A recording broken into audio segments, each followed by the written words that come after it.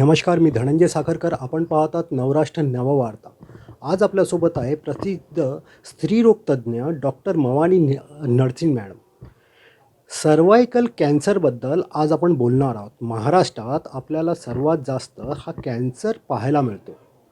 त्याबद्दल आपण मॅडमचे मतं जाणून घेणार आहोत. काय काय उपाययोजना यावर करू शकतो. मैम, सर्वाइकल कैंसर के बारे में क्या बताएंगे आप? ओके, सो सर्वाइकल कैंसर जो है वो भारत में तीसरे नंबर पर होने वाला कैंसर पाया जाता है और भारत के अंदर प्रति वर्ष 1.25 लाख के करीब नए केसेस हमें देखने मिलते हैं सर्वाइकल कैंसर के, और प्रति वर्ष 70,000 के ऊपर इस कैंसर से मृत्यु होती है। यह कैंसर 35 साल से ऊपर की महिलाओं में पाया जाता है। और सबसे बुरी बात, जो दुखद बात मुझे इसमें लगती है, कि इसे हम पूर्णतः प्रिवेंट कर सकते हैं, इसकी रोकथाम हो सकती है, इसे हम होने मात्र से भी रुकावट कर सकते हैं। लेकिन अज्ञानतावश लोगों में इसकी बिल्कुल भी जानकारी नहीं है कि सर्वाइकल कैंसर होता क्या है, वो किस कारण से हम उसको प्रिवेंट कर सकते हैं, होने के बाद हम उस पर क्या ट्रीटमेंट करना चाहिए। इन सभी के लिए मुझे लगता है जागरूकता फैलाना महिलाओं में, परिवारों में बेहद ज़रूरी है।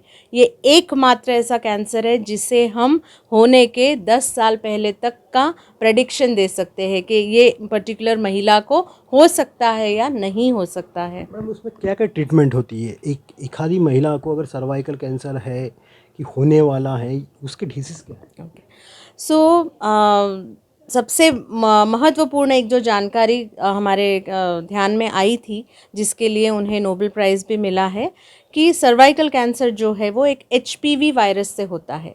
जैसे हम कोरोना वायरस जानते हैं कि वो एक पर्टिकुलर लंग्स की बीमारी को जन्म देता है, वैसे HPV virus, human papilloma virus, जो हमें जो सर्दी खांसी वाला वायरस है उतना कॉमन है समाज के अंदर, तो उस वायरस से ये कैंसर होता है। अब ये जो HPV वायरस है, इसके करीब 150 प्रकार है। जैसे कोरोना वायरस में हम स्ट्रेन्स देखते थे, तो उस तरह के स्ट्रेन्स इसमें 150 है। सारे स्ट्रेन्स धोखेदायक नहीं हैं, लेकिन कुछ 15 ऐसे स्ट्रेन्स हैं जो कैंसर कॉज कर सकते हैं। अब जैसे मैंने बताया कि जो सर्दी खांसी ज़ुकाम के वायरस होते हैं, उसी प्रकार का ये हमारे समाज में एक वायरस फैला हुआ है। फ़र्क सिर्फ इतना है कि कोरोना वायरस हमारे शरीर में जब आता था तो हमें कुछ लक्षण सामने आते थे, जैसे सर्दी खांसी या बुखार। लेकिन HPV वायरस जब हमारे शरीर में घुसता है तो हमें किसी भी प्रकार का कोई लक्षण पता नहीं चलता, ना हमें बुखार आता है, ना हमें योनि मार्ग से कोई स्राव जाता है, तो हमें बिल्कुल भी नहीं पता चलता कि वो वायरस हमारे शरीर में घुस चुका है। अब 80% महिलाओं को कभी ना कभी ये वायरस उनके शरीर में गया होगा, लेकिन हर महिला को कैंसर नहीं होगा, क्योंकि हमारे शरीर 2 साल के अंदर ये वायरस को बॉडी से टोटली क्लियर कर देता है। तो 2 साल अगर हमें ग्रस्त भी हुए हैं इस इन्फेक्शन से, 2 साल में हमारा शरीर उसे क्लियर कर देता है टोटली।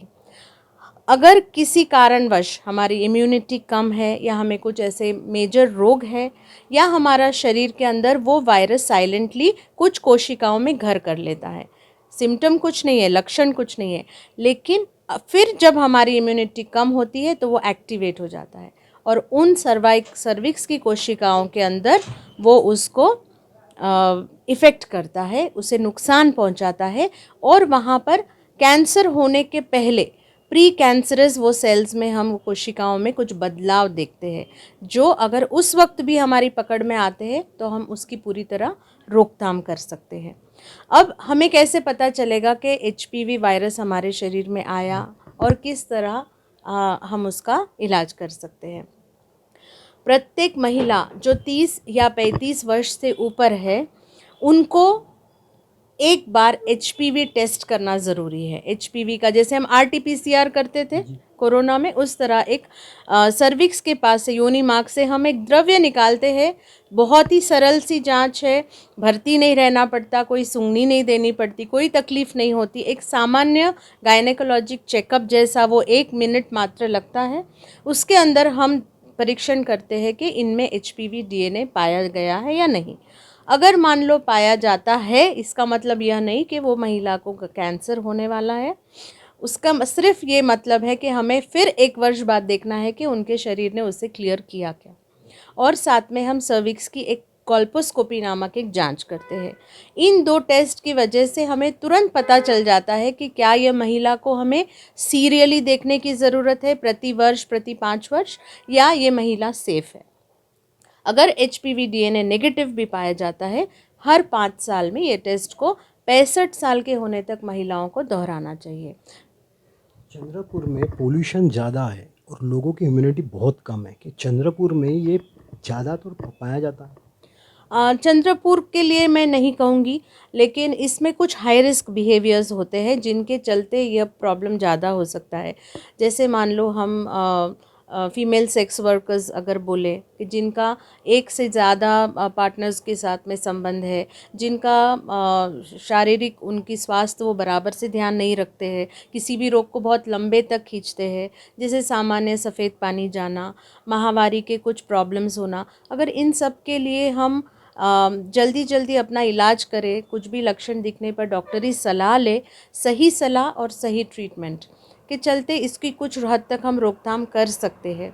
जैसा आपने पोल्यूशन का बताया, तो पोल्यूशन हमारे शरीर में जाने के लिए जो रास्ते हैं, जैसे आँखों की तकलीफ़ें हमारे पास बहुत है, नाक की, सांस की, लंग्स की तकलीफ़ें हमारे पास बहुत है, स्किन डिजीज़ेज़ हमारे पास बहुत है। तो हाँ, पोल्यूशन से बेशक ये सारी चीज़ें ज़्यादा हैं। क्योंकि हमारी ह्यूमिडिटी, चंद्रपुर प्रॉपर जिला की ह्यूमिडिटी कम मात्रा में पाई जाती है। हमारे पास में जो इंडस्ट्रियल पोल्यूशन है वो उसका एक मेजर कंट्रीब्यूटर हो सकता है, स्पेशली रेस्पिरेटरी जो सांस के जो बीमारियां हैं उनके लिए वो बेहद एक मुख्य कारण डेफिनेटली है पोल्यूशन। HPV में वैक्सीन होता है कि जो सर्वाइकल कैंसर ना हो, इसके लिए कुछ प्रिकॉशन लिया जा सकता है? ये आपने बहुत ही अच्छा प्रश्न पूछा है। HPV के लिए वैक्सीन उपलब्ध है, इसीलिए मैंने कहा कि ये एकमात्र कैंसर है जिसे होने से हम बचा सकते हैं। सर्वाइकल कैंसर वैक्सीन बहुत ही फ्रीली मार्केट में उपलब्ध है। फ़िलहाल ये गवर्नमेंट स्केड्यूल में नहीं है और इसका जो प्राइस है वो काफ़ी ज़्यादा है, उसके चलते लोगों में इसका अवेयरनेस नहीं है। सर्वाइकल कैंसर वैक्सीन की 2 डोजेज़ होती है। 9 साल की अगर आपकी बेटी है तो उसे आपको हर हालत में सर्वाइकल कैंसर वैक्सीन दिलाना ज़रूरी है। अगर हम 9 से 14 साल के अंदर लड़कियों को ये वैक्सीन दे देते हैं, उसके बाद उन्हें सर्वाइकल कैंसर से 98% तक की हम सुरक्षा प्रदान कर सकते हैं। एक बार 14 साल से ऊपर वो हो जाती है तो इसके डोज भी बढ़ जाते हैं, फिर 3 डोजेज़ देने पड़ते हैं। 14 साल के अंदर देते हैं तो हम 2 ही डोज की इसमें आवश्यकता होती है, और 14 साल के ऊपर इस वैक्सीन की इफ़ेक्टिविटी भी बहुत फास्ट कम हो जाती है। 67% ही हम 14 से 16 में अगर वैक्सीन देंगे तो इफ़िकेसी 67% रह जाती है, 16 से 18 में देंगे तो 34% इफ़ेक्टिविटी रह जाती है। तो अगर हम अपनी बच्चियों को सुरक्षित करना चाहते हैं, 9 से 14 वर्ष का जो टाइम है उसको हमको क्विकली ग्रास्प करना चाहिए। इसके लिए हम डॉक्टर्स में भी अवेयरनेस कर रहे हैं, हम जनरल प्रैक्टिशनर्स में भी अवेयरनेस कर रहे हैं, पीडियाट्रिशियंस में भी कर रहे हैं, और हम चाहते हैं कि समाज के अंदर भी इसका भय निर्माण नहीं करना चाहते हम सर्वाइकल कैंसर का, लेकिन इसकी जानकारी उपलब्ध करना ज़रूरी है, और उसके चलते जो मेजर्स लेने हैं वो हमें ज़रूर से लेने चाहिए। और महिलाओं को, क्योंकि वो बैकबोन है अपनी फैमिली की, उनको अपने मानसिक स्वास्थ्य का, शारीरिक स्वास्थ्य का और हेल्थ रिलेटेड जानकारी रखना बेहद ज़रूरी है, क्योंकि अगर एक महिला की अगर स्वास्थ्य बिगड़ती है तो पूरे परिवार पे उसका फ़र्क ज़रूर पड़ता है। आखिरी क्वेश्चन, देश की महिलाओं को क्या बताना चाहिए?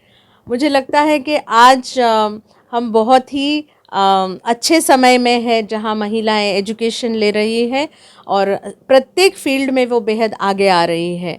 मुझे लगता है कि जैसे हम आगे बढ़ रहे हैं, हमारे कंधों पर जवाबदारी भी ज़्यादा है, और देश की निगाहें हमारे तरफ है कि हम और किन ऊंचाइयों को छू सकते हैं।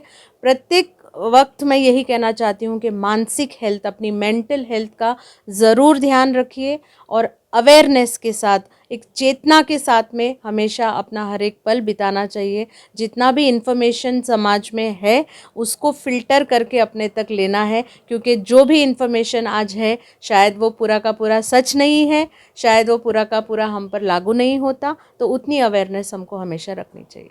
मित्रांनो, आपल्यासोबत आज होता प्रसिद्ध स्त्रीरोगतज्ञ भवानी मॅडम.